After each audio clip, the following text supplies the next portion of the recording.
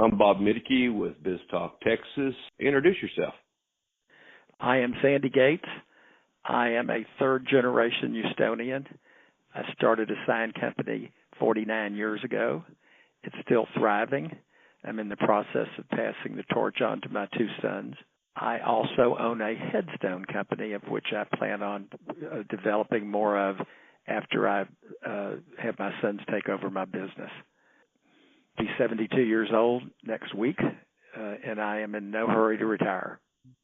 Well, it sounds like 72 years young, actually. Well, thank you. I saw your picture. I think you look younger than I do. Well, I work out a lot. My passion is handball. That's my stress release, and I have a personal trainer twice a week. I have a great marriage. I have 5 grandsons and 3 children. Wow. And I am very blessed and very lucky.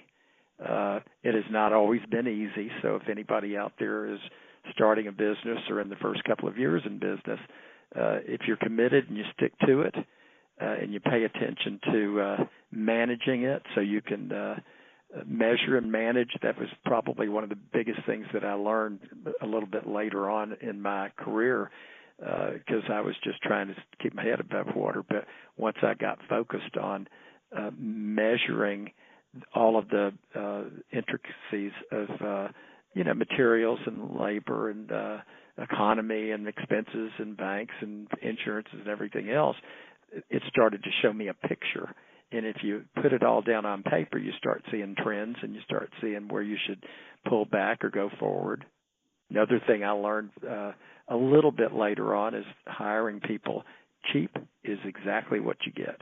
If you hire more expensive people and you get from them what you're paying them for, you're going to excel by leaps and bounds. And if they don't perform, it hurts an awful lot to be paying those people that kind of money, so you get rid of them. The problem with most small businesses is they feel like they can't afford to do it. But if you look back, and I did look back and saw the mess that a lot of the so-called bottom feeders produced for me, it would have been much cheaper to hire more expensive people because they would have done it right the first time rather than 2 or 3 times. So that all comes with experience, and it's easy to tell people that, and it goes in one ear and out the other, unfortunately, just like when your parents are trying to teach you something, you rebel and you're going to do it your way until you realize a lot of what they had to say was right. So that's kind of my story, actually. I've just stuck with it. I enjoy doing it. I love it. I'm just ready to kind of pass the torch after 49 years and coast a little bit, do a little traveling with my wife, and fortunately we're both healthy. And my boys are not typical entitled second generation taking over a family business. They work very hard. They're much more technologically advanced than I ever was, and they really have made a world of difference. We grew, I think, 15% 2 years ago and about 18% last year. And for a business that's as old as ours, to have that kind of growth rate is pretty phenomenal. And I know that the banks and some of our business advisors are very pleased at where it's headed. My father was in the real estate business. I hated every second of that. He needed yard signs for the houses that he was selling, and we were having trouble getting people to make them, in a timely manner. And right. So I had a buddy of mine that actually owned a silk screen supply company, and he made up a silk screen for us. A lot of people don't know what silk screening is, but it's an ancient art of it's like a stencil, and it's printing on some level, but it was with paint on boards and metals and whatever. So he made one, and I started printing those signs for my dad in the kitchen of his office, his little office building. And the other brokers and real estate people would come in there and ask if I would do it for them. They could smell the paint, and I started doing it. And before I knew it, they needed sign painters, and before I knew it, they wanted to have electrical signs made or trucks lettered. And so help me, I never planned it for a second. It just evolved.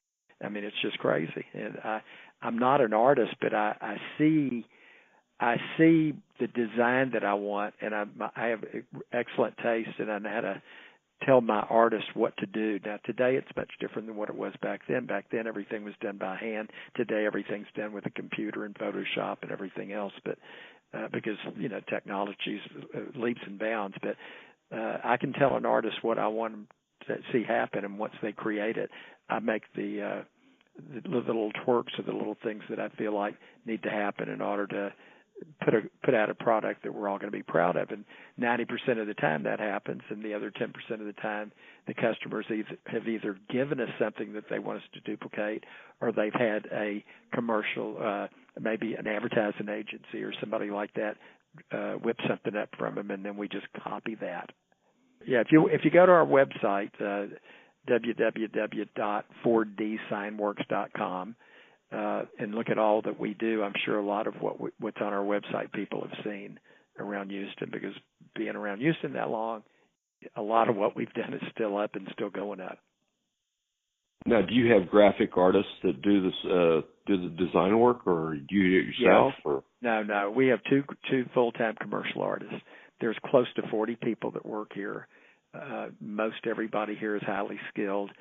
We have electricians on staff. We have masons on staff that build the monument signs in front of subdivisions, apartments, buildings out of brick or metal or stone or granite or whatever. And then we've got metal fabricators that build the cabinets that the electricians wire up and that the installers put up. We've got 2 or 3 trucks that'll reach up to 65 feet in the air, on top of the building or up high. And, we're license bonded with the city. And, just really we do just about everything. What I would like to think, and where it seems like we're headed, is that most of the sign companies out there don't have the experience that we have here. We've got a lot of people that have been in it for 30-plus years, including myself. So we've got a lot of people that can see through a job where the problems are going to be, or if we're bidding on something, they can see through it to know where the problems could be in order for the full-time estimator to take care of the estimate. That being said, we seem to be more and more the go-to people that other people can't find to do very difficult projects, because most of the other companies don't have the experience or they're afraid of it. We're not afraid of hardly anything over here, because with all of our brain power and all of our experience, we can make it happen. I mean, I don't know of anything that's come through here hardly that we can't do, unless we just didn't feel like that was something that we wanted to do, that we just couldn't make enough money messing with something like that. But we can do it all. We do just about everything. So I guess you work with the city ordinances and everything else. A lot involved, I bet. Yep, I have a full-time permit expediter that does all of our permitting, as well as when you do a job in the city and it goes in the ground, you have to have a survey of that property. If the customer doesn't have a survey of it, then we go to a place called Courthouse Specialists, and we have one made up, because you have to show the city that the sign is fully contained within those people's property. The other thing that the expediter does is what we call a dig, D-I-G, and she gets in touch with the line search people to make sure that there's no polyoptic lines or optical lines, no gas lines, electrical lines, phone lines, or where we're digging. They will go out within 24 hours, put little flags in the ground to make sure that we don't hit anything that could cause havoc, gas lines. So we've got the right people in the right positions here. One person that does a particular thing, which allows them not to get too distracted by trying to do too many things at once and never doing one that's fully that we can fully execute on. What would be the one thing that you would tell somebody that was wanting to start their own business, not a sign business necessarily? What would be, just a suggestion that you might have for people that want to start their own business? First of all, you really got to like what you're doing. I mean, of course, along the way, there were times when I wasn't thrilled about, it's hard. You run into the city, or you run into this, or you run into a rate customer or whatever, and it's hard. But if you really enjoy what you're doing, and when you're through building a project like we do, and you see it up on the street and everything, and you know what went into it, it makes you proud. It really makes you proud.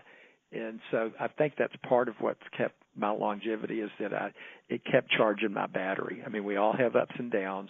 It's just part of the deal. It's never going to be perfect.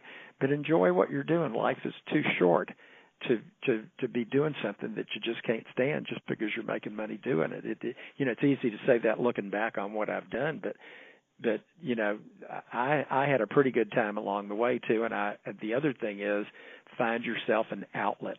Find yourself that you can detach from what you're doing on a daily basis, or at least 2 or 3 times a week, to where you can go diffuse.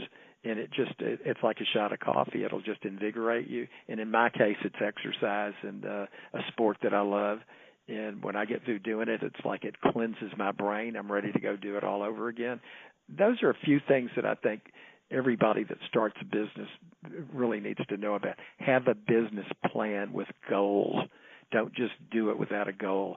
Say, look, I want to do X amount of dollars this year, and I'm going to figure out how I'm going to do it. And you get to that plateau, and you go to another plateau, whether it's dollars or whether it's equipment that you're buying. Try to pay cash for everything as best you can. Get a line of credit with the bank. Leave it alone unless you absolutely have to have it, because all it is a Band-Aid unless you're growing so fast that, like, for example, we've got a good line of credit that we never use. The only time we use it is when we go get a job that's $200,000 or $300,000, and they won't give you a deposit. There's some big company, but they'll pay you 60 or 90 days after you've finished it, because that's just the way they do. Well, we pad in the interest of what it would cost us to borrow money from ourselves and stick it in there. But we try not to ever do that. And so far, I think this year and last year we've been able to pay cash for the new equipment that we bought, money in the bank, and that's all because it was planned. We have weekly meetings with all of our employees and get ideas from all of them and listen to what they have to say, because they're the soldiers on the front line. We're the generals, but you know what? They're fighting the battle, and they'll tell you what they need and you know what we possibly could be doing to make things easier and better for them. We buy lunch once a week for everybody. We send people out on their birthdays or anniversaries or anniversary of the company. We send them out to a really nice place for dinner, like a couple $100 dinner, you know, with the wine and the champagne and all that, to show our appreciation. And you know, you got to treat them right, because they're you. I mean, if it wasn't for them, I wouldn't be here. So we treat them as much like family as we possibly can. And it's just paid off. A lot of that culture that we used to do has changed. My sons have brought in a whole new way of doing things. You know, I got stale after all those years. I couldn't fix my own shoes because they had holes in them, and I didn't have time to do it. You know, the same old story about the cobbler. You couldn't even get your own sign done because you're too busy working on the customer. That's exactly right. That's exactly right. So, but they came in and they plan, and it's just amazing to watch them. They're highly educated. They're not entitled, like I said, and they've just taken the bull by the horns. And it's been a little difficult for me to let go of it, you know, because I mean, after all those years, it's still my baby, quote unquote. But the more I let go, the better they seem to do, and the more free they feel they are to go around me, or not around me, but above me, to get things done without always asking my permission to do things. And they sign checks, so I don't worry about any of them taking more than what they're supposed to take. And I'm just lucky. And that would be what I would tell people. You have a really good attitude, and well, thank you. There's times that it's tough for me. I'm in by myself and my wife, and I haven't made the jump to started hiring anyone. I'm concerned that they won't have the desire to make it right that I do, and I have to get past that. Well, you'll know soon enough. You'll know soon enough, because look, you don't want to drag somebody. As long as they're like little Pac-Men and they're gobbling up the knowledge that you're trying to give them, and I'm sure you'd learn with them also because you're new at it. But I'm telling you, you'll know before too long whether somebody's grabbing a hold of it or not. If they're not, then you know what? It's just not their thing. It doesn't mean that they're a dummy or that they're not qualified. It just means that they don't have enough interest in what they're doing to want to learn.